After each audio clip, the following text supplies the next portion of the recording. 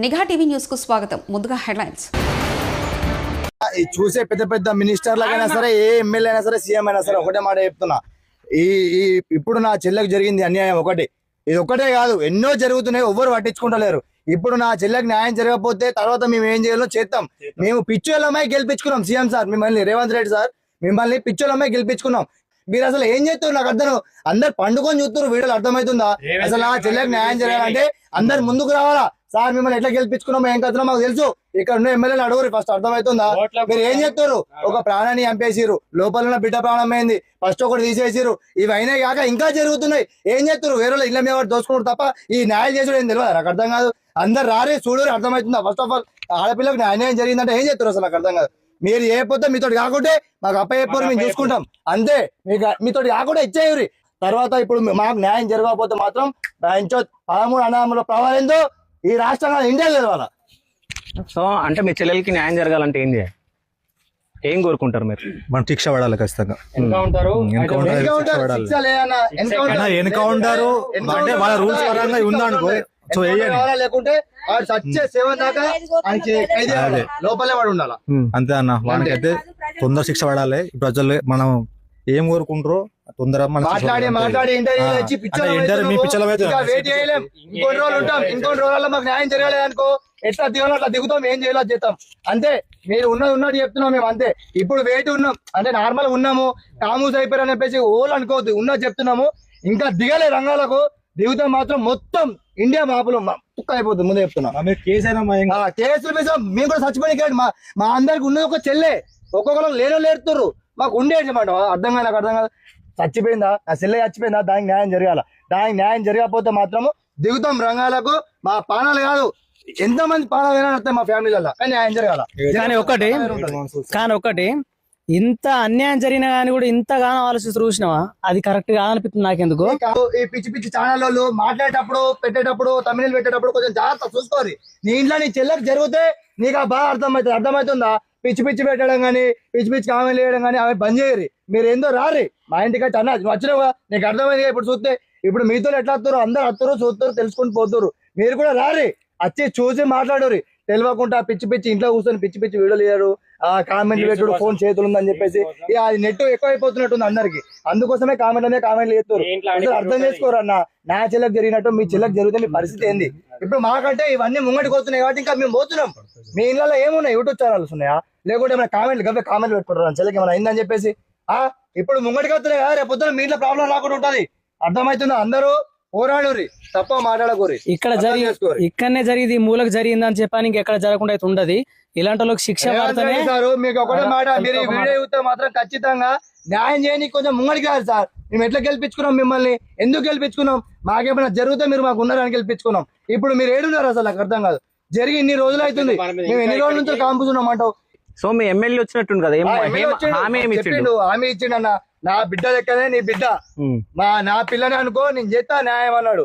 అందుకోసమే అందరు చెప్పారు కదా, ఏం జరుగుతుందని ఆలోచించి చూస్తున్నాము.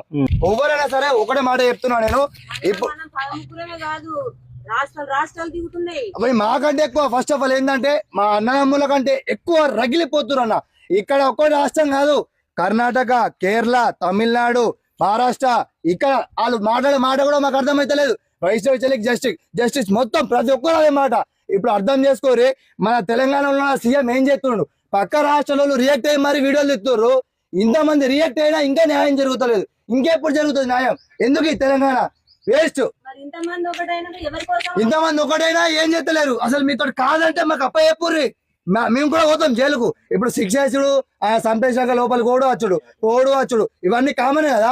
మాకు అప్ప చెప్పుర్రి, మేము చంపేస్తాం, పోతాం, నో ప్రాబ్లం.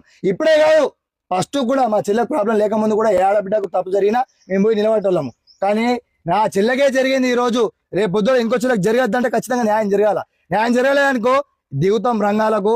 మీరు ఈ వీడియోలు తర్వాత వానికి ఏమైనా ఈ వీడియోలు చూపించి నువ్వే చంపినా ఉంటావు చూసినావా, మేము కూడా సిట్లు మాట్లాడతాం. పోలీసు వాళ్ళు అందరికి ఒకటే మాట చెప్తున్నా, మేము ఈడున్న నా ఫోన్ లొకేషన్ ఇప్పుడు ట్రాక్ చేసుకోవచ్చు. ఆ టైంలో లేడే వచ్చుండో మాకు తెలియదు. మాకంటే ఎక్కువ మందే చంపడానికి రెడీ ఉన్నారు. వాళ్ళు చంపితే వాళ్ళందుకు మేము పోతాం. ఇది మాత్రం నిజాయితీ చెప్తున్నా ప్రతి ఒక్కరికి. ఎవ్వరు చంపినా సరే వాళ్ళందుకు నేను పోతా. డైరెక్ట్ చెప్తున్నా అన్న, ఎవ్వరు కూడా భయపడకూరి. రేపు పొద్దున నా చెల్లెకి జరిగినట్టు నీ చెల్లెకి జరిగితే ఆ పప్పుడు నీ పరిస్థితి ఏంది? అప్పుడు నీ పరిస్థితి ఏంది? నీకేమైనా యూట్యూబ్ ఛానల్ ఉందా? నీకేమైనా ఉందా? పెద్ద పెద్ద మీడియాలు రారు. ఉన్నా చెప్తున్నా, ప్రతి ఒక్కరు కూడా ముందుకు రావాలా. ఈ ఫేక్ న్యూస్ అవన్నీ మొత్తం బంద్ చేయరు, కొంచెం అర్థం చేసుకోరు. ఈ రాష్ట్రం మీరు ఏం చెప్పినా ఇంటది. ఒక్క మాట, ఒకవేళ వేరే వాళ్ళన్నా అరే నీ కాపాడడం ఒక్కోసారి సార్ ప్లీజ్ అర్థం చేసుకోరు. మీ కాళ్ళు మొక్కుతా, మీ దండం పెడతా. మీరు ఏం చేయమన్నా చేస్తా. నేను నా చెల్లెకు అన్యాయం జరిగింది, న్యాయం చేయమని పోరాడుతున్నాం. మేమన్నా తప్పు మాట్లాడుంటే మమ్మల్ని క్షమించుర్రి. మేము ఏం చేయనికైనా రెడీ సార్, ఏడికి రమ్మన్నా సరే అర్థం. కానీ ఒక్క మాట, ఇప్పుడు బయట ఎవరన్నా భయపడుతుర్రా, వాడిని ఏమన్నా చేస్తే మా జాబులు పోతాయి అది అని చెప్పేసి. ఒకవేళ మా వల్ల ఇంకొకరికి ఒక తప్పు జరుగుతుందంటే ఈ రాష్ట్రాన్ని ఈ దేశాన్ని వదిలేస్తాం. ఉన్నా చెప్తున్నాం. ఎందుకంటే మేము అరే వీళ్ళే కామూస్ అయిపోయారా మాత్రం అనుకోకూరి. కామూస్ మాత్రం అస్సలు కాలే. మాకు అందరూ మాకు ఒక ముప్పిచ్చిరు. ఎట్లా అంటే మేము చేస్తాం అని అన్నారు కాబట్టి మేము అందరం సైలెంట్గా ఉన్నాం. ఈరోజు మేము ఎక్కడో ఉండేటోళ్ళము, ఈ పరిస్థితిలో ఈ డేంజర్ పరిస్థితులు ఉన్నాం మేము. రేపు పొద్దుల ఇంకొకరికి రావద్దంటే మీరు ఎవ్వరు కూడా భయపడద్దు, ఎవరు కూడా వీడియోలు ఆపద్దు, పిచ్చి కామెంట్లు పెట్టద్దు, పిచ్చి వీడియోలు పెట్టద్దు. తమిళలు కూడా చూసి పెట్టుకోర్రి. రాసేటోళ్ళు కూడా పిచ్చి రాతలు రాయకూర్రి. రాసేటప్పుడు ఆలోచించుర్రి, నాకు చెల్లి ఉన్నది కదా, ఆ చెల్లెకి ఏమన్నా జరిగితే నా పరిస్థితి ఏంది అని చెప్పేసి ఆలోచించుర్రి. సార్ పెద్ద సార్ అందరికి దండం పెడుతున్నా. నాకు ఏం తెలియదు. ఇది ఒక ఆడబిడ్డ, తెలంగాణ ఆడబిడ్డ. ఈ బిడ్డకు జరిగినట్టు ఈ బిడ్డకు జరగలేదు. 3 ప్రాణాలు పోయినాయి, ఒక్క ప్రాణం కాదు. ఇప్పుడు దీన్ని మాత్రం మీరు పట్టించుకోకపోతే రేపు పొద్దున ఆడబిడ్డలు అందరూ చచ్చిపోతారు.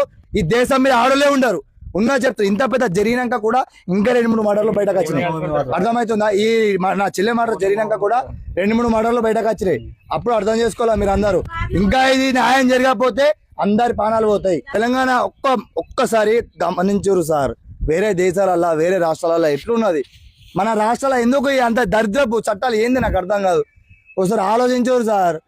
ఆడబిడ్డ నిజం చెప్పాలంటే ఈ రాష్ట్రము ఈ ఆడబిడ్డకు అసలు లేదు, స్వచ్ఛనే లేదు. ఈడ నిజం చెప్తున్నా.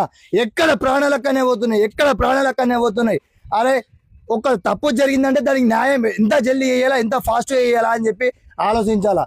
అర్థం చేసుకోరు సార్. ఏమైనా తప్పు ఉంటే క్షమించుర్రి.